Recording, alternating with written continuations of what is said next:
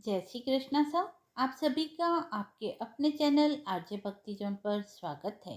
पितृपक्ष का पावन समय, जब हम अपने पितरों को याद करते हैं, श्राद्ध व तर्पण करते हैं और उनकी आत्मा की शांति के लिए भोग अर्पित करते हैं। कहते हैं कि श्राद्ध में अन्न जल का दान सिर्फ एक कर्तव्य नहीं बल्कि एक दिव्य सहयोग होता है।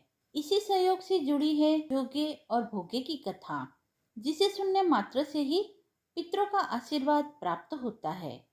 आइए सुनते हैं यह पावन कथा। जोगे और भोगे दो भाई थे। दोनों अलग अलग रहा करते थे। जोगे धनी था तो भोगे निर्धन था। दोनों में परस्पर बहुत प्रेम था। जोगे की पत्नी को धन का बहुत अभिमान था, किंतु भोगे की पत्नी बड़ी सरल हृदय वाली थी। पितृपक्ष आने पर जोगे की पत्नी ने उससे पितरों का श्राद्ध करने के लिए कहा, तो जोगे ने इसे व्यर्थ का कार्य समझकर टालने की चेष्टा की। किंतु उसकी पत्नी समझती थी कि यदि ऐसा नहीं करेंगे तो लोग बातें बनाएंगे और फिर उसे अपने मायके वालों को दावत पे भी बुलाना था और अपनी शान दिखाने का उसे यह उचित अवसर भी लगा। तो वह अपनी पति से बोली, आप शायद मेरी परेशानी की वजह से ऐसा कर रहे हैं, किंतु इसमें मुझे कोई परेशानी नहीं होगी। मैं भोगे की पत्नी को बुला लूंगी, दोनों मिलकर सारा काम कर लेंगी। फिर उसने जोगे को अपने पीहर न्योता देने के लिए भेज दिया। दूसरे दिन उसके बुलाने पर भोगे की पत्नी सुबह सवेरे आकर काम में जुट गई। उसने रसोई तैयार की, अनेक पकवान बनाए, फिर सभी काम निपटा कर अपने घर चली गई। आखिर उसे भी तो पितरों का श्राद्ध व तर्पण करना था। इस अवसर पर न जोगे की पत्नी ने उसे रोका और न ही वह रुकी। शीघ्र ही दोपहर हो गई। पितर भूमि पर उतरे। जोगे और भोगे के पितर पहले जोगे के यहाँ गए तो क्या देखते हैं कि उसके ससुराल वाले वहां भोजन पर जुटे हुए हैं। निराश होकर वे भोगे के यहाँ गए। वहां क्या था, मात्र पितरों के नाम पर अगियारी दे दी गई थी। पितरों ने उसकी राख चाटी और भूखे ही नदी के तट पर जा पहुंचे।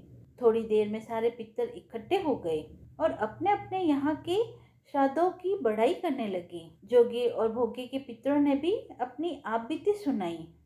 फिर वे सोचने लगे, अगर भोगे समर्थ हो तो शायद उन्हें भूखा न रहना पड़े, मगर भोगे के घर में तो 2 जून की रोटी भी खाने को न थी। यही सब सोचकर उन्हें भोगे पर दया आ गई। अचानक वे नाच नाच कर गाने लगे, भोगे के घर धन हो जाए, भोगे के घर धन हो जाए, सांझ होने को हुई, भोगे के घर धन हो जाए। भोगे के बच्चों को कुछ भी खाने को नहीं मिला था।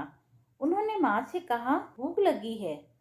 तब उन्हें टालने की गरज से भोगे की पत्नी ने कहा, जाओ, आंगन में हौदी औंधी रखी है, उसे जाकर खोल लो और जो कुछ मिले बांटकर खा लेना। बच्चे वहां पहुंचे तो क्या देखते हैं कि हौदी मोहरों से भरी पड़ी है। वे दौड़े दौड़े माँ के पास पहुंचे और उसे सारी बात बताई। आंगन में आकर भोगे की पत्नी ने यह सब देखा तो वह हैरान रह गई। इस प्रकार भोगे भी धनी हो गया, मगर धन पाकर वह घमंडी न हुआ। दूसरे साल जब पितृपक्ष आया, श्राद्ध के दिन भोगे की पत्नी ने 56 प्रकार के व्यंजन बनाए। ब्राह्मणों को बुलाकर श्राद्ध किया, भोजन कराया व दक्षिणा दी। वह जेठ जेठानी को सोने चांदी के बर्तनों में भोजन कराया। इससे उनके पितृ बहुत ही प्रसन्न व तृप्त हुए और उन्हें सुख समृद्धि और सौभाग्य का आशीर्वाद दिया। कथा समाप्त हुई। यही है श्राद्ध पक्ष की जोगे भोगे कथा का संदेश। जो अपने पितरों को श्रद्धा से अर्पण करता है, उसका कुल हमेशा समृद्ध व सुखी रहता है। आइए हम भी इस पितृपक्ष में सच्चे मन से पितरों को तर्पण करें और उनके आशीर्वाद से जीवन में आनंद और समृद्धि प्राप्त करें।